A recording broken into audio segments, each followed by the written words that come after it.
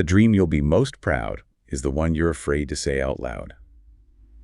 Wow. Ooh, okay, that line. It just hits you, right? It really does. It speaks to something kind of deep inside, doesn't it? Yeah. That hidden aspiration maybe you haven't even let yourself fully admit, let alone tell anyone else. Mm-hmm.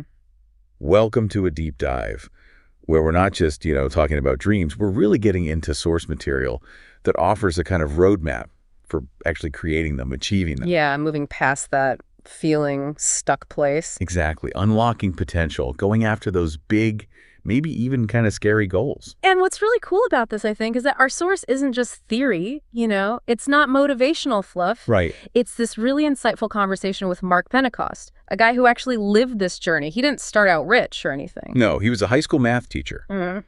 And a basketball coach for, over 16 years? Yeah, think about that. A dedicated teacher, a coach, solid job, respectable. Totally. But, real financial limits. Yeah. Especially back then. He talks about making maybe $40,000 a year combined back in the, 70s, 80s, 90s. Yeah. And the source really paints this picture. It wasn't just teaching and coaching. It was constant scrambling. Doing extra stuff. All sorts of extra stuff. Lining football fields, umpiring games, running basketball camps in the summer. Anything, really. Just to pull enough together to pay the bills. Exactly. It's that feeling of just perpetually scraping by. Uh-huh. You're working incredibly hard, putting in the hours, but you're still right on the edge. And life happens, right? The unexpected things. Always. He talks about that the car starts making a noise, the washing machine dies. Oh, yeah. Been there. And those aren't just small things when your budget is that tight. They feel like potential catastrophes. So you're constantly reacting, just trying to keep your head above water. Yeah, it sounds completely exhausting. Like all your energy is just going into survival mode, playing defense, That's a really good way to put it. Playing defense against whatever life throws at you. You're reacting, not dictating the terms. But even with all that pressure, he describes something else going on inside. Yeah. This feeling of being hungry. He calls it an inner thing, the sense that he was made for more. So the desire was there, the potential. Right. But he felt like he didn't have the vehicle, as he puts it, to actually get there. He knew how to teach, knew how to coach. He'd done it for 16, 17 years. Comfortable, familiar. Exactly. Comfortable, but it wasn't taking him where that inner hunger was pointing. So you've got this growing dissatisfaction inside, this feeling of there must be more, clashing with the reality of feeling totally boxed in, responsibilities, the job you need. Yeah, precisely. And that's where the dream starts to bubble up. A dream to do something really different. Not just another side job. No, a completely new vehicle. And the source really digs into the biggest fear around that dream. Stepping away from what you know. Leaving the job. The steady paycheck, the insurance. All of it. Especially when you've got people depending on you. A family. Oh, yeah. That leap into the unknown. Mm. It's terrifying. It is. Because it's not just your own security on the line. It's theirs, too. So how did he even start to tackle that huge fear? What was the first crack in the wall before the formal steps? Well, he talks about the power of finding a model, just seeing someone else who had already done something similar to what he was thinking about. Ah, okay. So not just wishing, but seeing actual proof. Exactly. He specifically mentions seeing a former teacher, someone from his world, who had gone off and started their own business. Okay, so if someone like him could do it, maybe it wasn't totally crazy? Precisely. It just shifts your thinking, doesn't it? From no way to, how did they manage that? Yeah, it makes it seem possible. He uses this analogy like seeing someone salsa dance really well. Before you see it, you might think, I could never do that. Right. But then you see someone, maybe someone relatable, doing it beautifully. Suddenly you think, maybe I could learn that. It ignites something, provides a real example. It makes the impossible feel, well, at least explorable. Exactly. Validates the possibility, starts to chip away at that fear. Which kind of leads us perfectly into the actual structured approach he developed. Because this wasn't just random luck, right? It's a process. It really is. And yeah, while he talks about mindset shifts all through his story, he lays out this clear, actionable 7-step process for creating and actually doing the dream. Okay. And the very first step, he says, is where most people get tripped up. Okay. Step 1. What is it?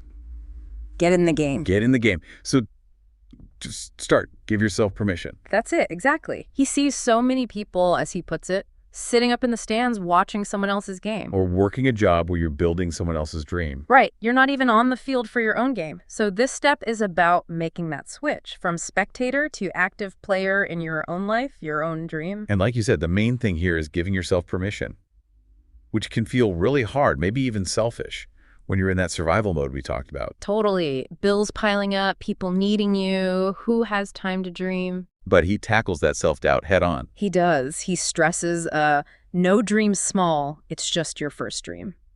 Ah, I like that. Yeah. The ability to dream, he thinks of it like a muscle. It gets stronger the more you use it. You don't have to start with, conquering the world. And his own first dream is the perfect example. It wasn't building a billion-dollar company. Not even close. It was simple, specific, addressed an immediate need, making an extra $500 a month. Cash. $500, which back then, making 40 grand a year, that's significant. Hugely significant. That could cover the unexpected car repair, maybe pay for a small family trip, or just give a tiny bit of breathing room. He talks about how exciting that felt, how life-changing that small amount seemed at the time. That makes it so relatable, so accessible. It grounds the whole idea in something achievable wherever you're starting from. Yeah, because otherwise people are either totally paralyzed, not dreaming at all. Or their dream feels so massive, so impossible, they don't even know where to begin. Right. So get in the game. Breaks that paralysis. Start small. Give yourself permission. Just begin. Okay, so you're in the game. You've given yourself permission. What's next? Step 2 is about giving that dream some shape, some clarity. It's see it and say it. Define it. Make it real. Concrete. Exactly. You don't just hop in the car for a road trip with no destination in mind. Good point. Your dream needs a destination too. And this step recognizes people connect differently. Some are visual, some are auditory. So you need both. See it and say it. Okay, so see it, that's visualization, like a vision board, pictures. Yep. Keeping that visual reminder right there in front of you. He tells a story about a friend who wanted a specific car. He didn't just think about it. He went to the dealership, sat in the car, smelled the leather, took a picture, put the picture on his bathroom mirror, saw it every single morning, kept the dream alive, kept him motivated, made it feel real. Did he get the car? He did. But the funny part is, his wife apparently saw the car picture, took it down, and put up a picture of a diamond ring instead. Huh. Okay, well, visualization works then. What about the say it part? Who are you saying it to? Well, partly to others, sure. But he emphasizes saying it to yourself. When he was thinking about moving the company, buying a golf course, which sounded totally crazy back then, he'd just walk around the office saying it out loud. Like testing it out, convincing himself. Exactly. It's a way to process it, to work through the internal resistance by actually hearing the words. As you say, you start thinking, okay, how would I actually do this? The practical questions start to surface. It makes the abstract more concrete. Helps you face the how. And it ties right back to that quote we started with. The dream you'll be most proud is the one you're afraid to say out loud. The scary ones.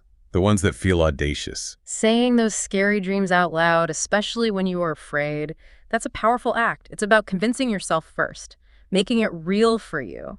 Okay. And he also mentions you can't really skip steps here, right? You build up. Yeah, usually you kind of have to hit those first dreams, the $500, maybe the $10,000 a month before the really huge ones, like buying an island or whatever, even feel possible, let alone achievable. Right. Each win builds that dream muscle, prepares you for the next level. Exactly. Which leads nicely into step 3. This takes us back to a mindset we touched on, but now it's an active step in the process. Okay. Step 3, live on the offense. Right. Not just a passive idea, but actively taking control, dictating your path. Yes. Moving out of reaction mode, out of survival mode, into actively making choices for you, for your dream. From playing defense, just trying not to lose. So you playing offense, trying to win. He uses that football analogy again. Prevent defense. You might hold them off for a while, but eventually they'll likely score. You lose. Offense dictates the play, makes the decisions, drives the action. It's about being proactive. But that means taking risks, right? Yeah. Which is often the sticking point. It absolutely involves risk. And he's careful to make that distinction again between good risk and bad risk. So not reckless gambling. No. Bad risk is like putting everything on red in Vegas. Good risk is calculated. You assess it, you understand the potential downside, but you take a deliberate step because the potential upside justifies it. It's informed action. Gotcha. And he really hammers home this point, which can feel backwards sometimes. The biggest risk of all is doing nothing at all. Staying stuck is the real risk. Yeah. He brings up that Wayne Gretzky quote, "You miss 100% of the shots you don't take." Classic. If you're always playing defense, always just trying to survive, you never take a shot. You never even try to score. So nothing great can happen. So staying where you are in that stuck place, that's actually the riskiest move for your potential. In the long run, absolutely. And living on offense also means questioning assumptions, the things society tells you you should do. Like the path he was on. College, steady job. Right. He felt he was doing everything right according to the rules he'd been taught. Get the education, save for the kids' college. Sounds responsible. Totally. But looking back, he felt those rules were wrong for the kind of life he really wanted to build. Going on offense meant questioning those norms, defining success his own way. That takes guts. Yeah. And I know a key moment where he really lived this, took a huge calculated risk, was quitting teaching. Oh, yeah. That's the perfect story for this step. He hits that goal, $10,000 a month extra, consistently, and then he quits teaching. But not at the end of the year? No, mid-year, just walks away. Wow, that is bold.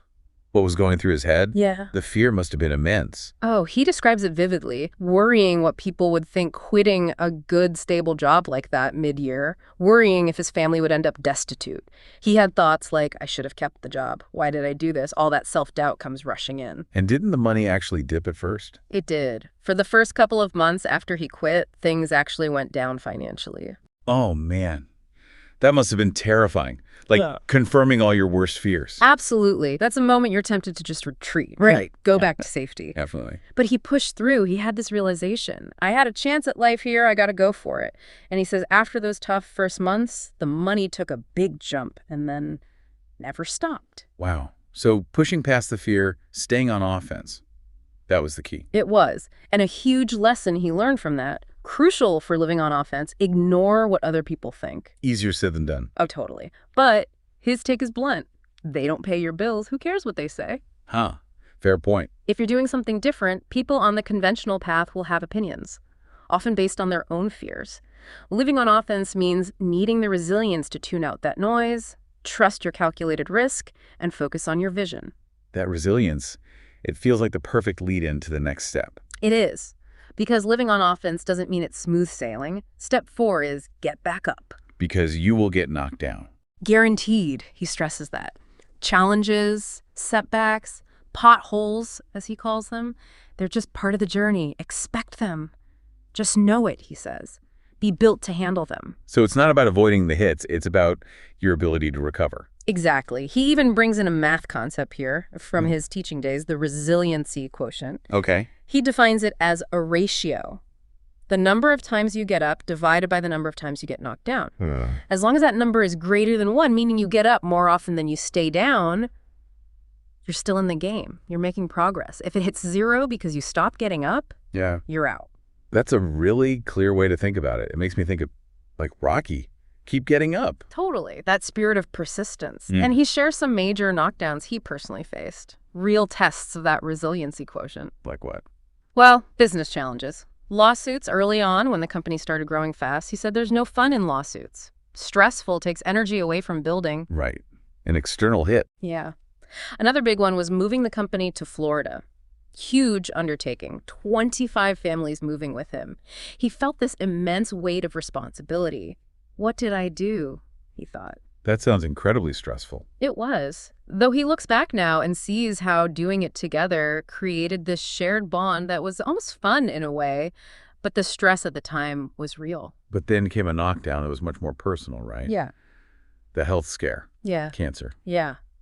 This is a really profound part of his story. He describes getting that call Monday morning after a routine physical, just days after playing in a charity football game. Oh, wow. He said it was like an out-of-body experience. News like that just stops you in your tracks, changes everything. Puts everything else in perspective, I imagine. Absolutely. He went through tough treatment, stem cell replacement. He talks about the physical toll, losing hair, muscle mass, and the mental side.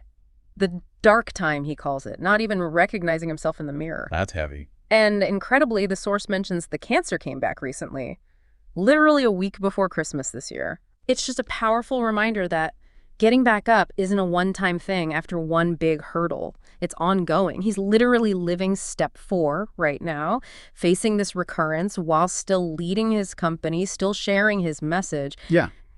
Incredible resilience. How does someone manage that? How do you stay on offense, apply these principles when you're facing something so huge, so personal? He talks about a few key strategies that help him and help him now. One is realizing you're not alone. Building the right team. People around you. Yeah. Personally, professionally. Trusting them. Yeah. Having people who can say, I got this covered, lets you focus your energy where it's most needed, especially when you're physically or emotionally drained. It's like planting seeds in good soil versus barren ground. Surround yourself with supportive people. Okay, so leaning on the team, what else? Faith plays a role for him. A belief that no matter what, he's got it anyway. That provides a kind of underlying peace. And really importantly, he finds huge motivation in giving others hope. He tells this story about Crystal, a single mom in his company. She told him she'd quit dreaming because life was just too hard, and her kids had stopped dreaming too. Wow. He challenged her to start dreaming again. Seeing her begin to pursue goals because of the opportunity he helped create, that gave him purpose. It's like that starfish story, Yeah. making a difference for that one person. So helping others fuels your own resilience. It seems to, yeah.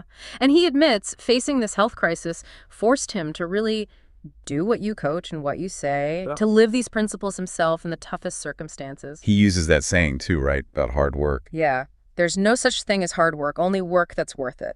He connects the struggle, the dark times of illness, to the good things that came after seeing grandkids grow, having great conversations.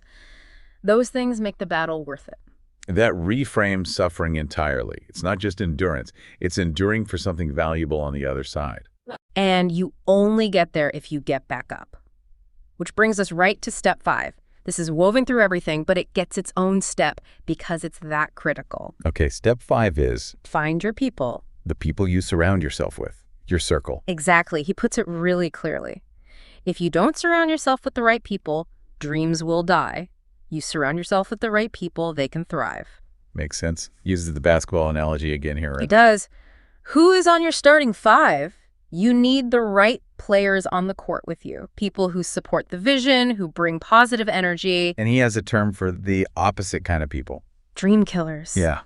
These are the discouraging ones, the negative ones, and often, crucially, people who haven't actually done what you're trying to do. So their doubt isn't based on experience. It's just negativity. Often, yeah. Or their own fear is projected onto you. He gives the example. You're excited about an idea, and you tell your uncle who's never tried anything like it, and the uncle says, nah, that'll never work, and boom, the dream dies right there. Ugh. Those voices can be so powerful, especially early on. Totally. So this step involves something that can be really tough. Giving yourself permission to separate from those dream killers, even if they're friends, maybe even family sometimes. That's hard. It's painful, he admits it, but it's your life. Coach it to win, he says. He looks back and thinks he kept some negative people around too long, hired the wrong people sometimes. You almost have to give yourself permission to make those changes. And often, afterwards, you wonder, why did I wait so long? It's not necessarily about thinking you're better than them, right? Yep. Just different paths. Exactly. He says outgrowing friends is often just about having new interests, new goals. You need a different energy, maybe different skills around you now. And he has a tool for this, right? A way to evaluate people. Yeah, this practical quadrant system. Yeah. Useful for personal life, for hiring, whatever. Okay. Quadrant 1. Done it before and encouraging. Your A plus people. Dream clingers, he calls them. Stick close to them. Love that. Dream clingers. Quadrant 2. Done it before, boo you. Not encouraging, okay? Maybe have a few for their experience, their technical skill, but limit the negativity. It's corrosive. Right. Quadrant 3. Encouraging, boo you to. Never done it. These folks bring great energy. You can take them along, coach them up, help them grow with you. Okay. Quadrant 4. Discouraging AD or haven't done it. The dream killers. Keep them out of your starting 5, out of your inner circle, out of your business. Their negativity combined with lack of relevant experience is just toxic to your goals. That's such a clear framework. Makes those tough decisions maybe a bit easier to diagnose. Yeah. And he really zeroes in on the most important person on your team. Your spouse or life partner. Number one. Absolutely. They can be your biggest supporter or sometimes feel like a dream killer. Though he reframes his wife's early caution, it felt like resistance then, but looking back, he sees she was being the foundation, trying to protect him, maybe from himself sometimes. But ideally, you need them on board. Pursuing big, risky dreams is way harder if your partner isn't supportive. Exponentially harder. So how do you get them on your team? He gives this really practical tip saying, understand their love language. Okay, so tailor your communication. Yeah, he gives this example. Early days, his wife gives him a lead. He makes a sale from it. What does he do? Immediately sends her flowers because her love language was gifts. So instead of just saying, thanks, honey, worked late, he translated the win into her language, made it meaningful for her. Exactly. Showed her how this thing he was doing could benefit her directly in a way she valued. He jokes that after that, she started handing him lists of leads every night. Go work. Huh. That's great. Being intentional about their needs can build that support. Okay, step 5, find your people. Got the team. What's step 6? Step 6 is celebrate your wins. And this is one he says he really had to learn how to do. Really? You'd think that would be the easy part. You would. But he talks about this common trap.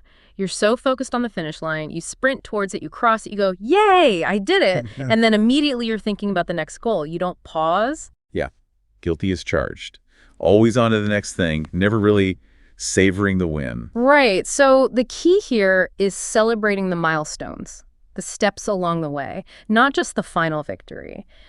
These smaller celebrations, they provide encouragement, build momentum, they acknowledge the progress on what's often a long road. So not just one big party at the end, little celebrations too. Exactly. He learned to make it an experience. He mentions throwing big parties later on, like a 20-year company anniversary bash with a band, fireworks, and thinking, why did I wait 20 years to do this? Right. Celebrate more often. Yeah, early and often. And it doesn't have to be huge. Simple things count. A date night, movie night with the kids, acknowledging the team, just pausing to recognize the accomplishment. He mentioned the family dream board too, right? Involving them.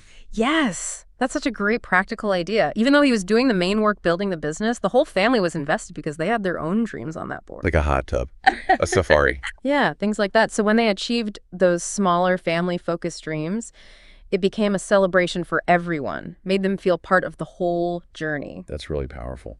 Connects the effort to rewards for everyone. And he ties celebration into a cycle. It's a dream cycle, yeah. It goes dream, plan, action, accomplish, and then celebrate.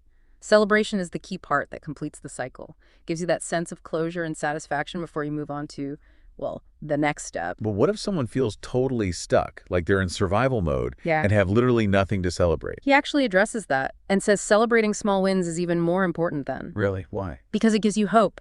It proves progress is possible, even tiny progress. It builds momentum when everything else feels stalled.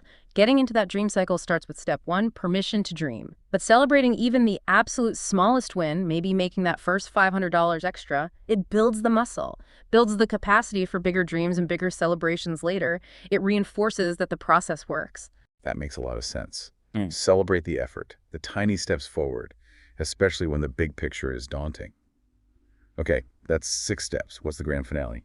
Step 7. Step 7, dare to redream. Redream. So it doesn't stop when you hit the goal. Nope, not in this framework. Once you've gone through that whole cycle, dreamed it, planned it, acted, accomplished, celebrated, it's time to look again.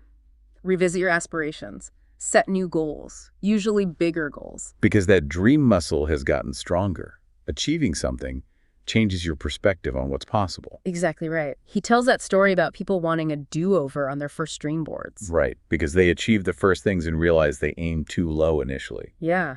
They realized they could and should dream bigger now. The accomplishment itself expands your belief. Redreaming is about using that new confidence, that expanded capacity to go after even larger dreams. And this loops back again to that opening quote about the dream you're afraid to say. Yeah, it really does. Because once you've built some confidence, some track record by achieving smaller dreams, you're better prepared to tackle those truly scary, audacious ones. The ones you wouldn't have dared whisper at the beginning. Redreaming is having the courage to voice and pursue those next-level goals. It's like an upward spiral of vision and courage built on past wins. And his own journey is the perfect illustration.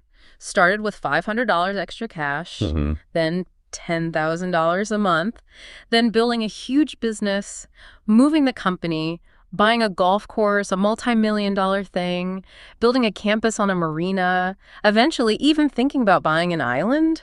Which sounded crazy at first, but By then, their belief, their capacity had grown so much, it wasn't unthinkable anymore. It shows how the dreams escalate as that muscle develops, and you keep applying the redreaming step. it embodies that idea he mentions, right? Going for a whole nother level. Yes, good idea, great idea, whole nother level. Redreaming is actively pushing beyond good enough, beyond what you've already done, to imagine something even more extraordinary, again and again. Okay, so those are the 7 steps. Get in the game, see it and say it, live on the offense, get back up, find your people, celebrate your wins, and dare to redream. That's a solid framework. But you mentioned something else, like a secret ingredient. Yeah, he calls it the secret sauce. It's not officially one of the 7 steps, but he presents it as this foundational element, something that kind of underpins and fuels the whole thing. Okay, I'm intrigued. What's the secret sauce? It's simple, but profound. Start giving. Start giving. Yeah. Like right from the beginning, not waiting until you make it. Exactly. It's about cultivating generosity as a discipline right from the start, no matter how little you think you have. He talks about their core belief. We believed we'd be blessed if we gave. He uses this visual. If your hands are open, giving, they're also open to receive. If they're clenched tight, holding on to every penny, Yeah, there's no room for more to come in. that's a powerful image. It really flips the scarcity mindset. And it changes the motivation for success, too. Giving isn't just a byproduct of success. It becomes part of the engine driving it. He says we give so that we can give more. So success becomes the means to increase your positive impact. Right. It reframes the whole purpose. It's not just about stacking up money for yourself. And he talks about how it feels, too. Yeah, the internal reward. It fills something in you, he says. Giving, especially to causes you care about, like pediatric cancer research for him, it provides this deep sense of purpose and fulfillment that just accumulating stuff can't match. It fuels your own drive. So when people ask him, when is enough enough? His answer, viewed through this lens of giving, is basically never. Because the more you build, the more you can give, the bigger the impact you can have. The drive isn't just hitting a personal number, it's maximizing your ability to contribute. And he sees a direct link between generosity and growth. He argues for it, yeah. Operating from abundance, hands open to give, positions you to create and receive more. He contrasts giving $100 when he was a teacher, a real stretch, then to giving millions later.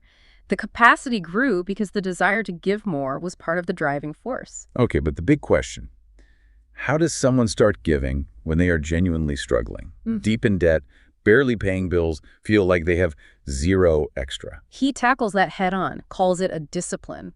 Same way you have to discipline yourself to dream when you feel stuck, you discipline yourself to start giving. Start small. Exactly. It's not about the amount initially. It's the act, the mindset.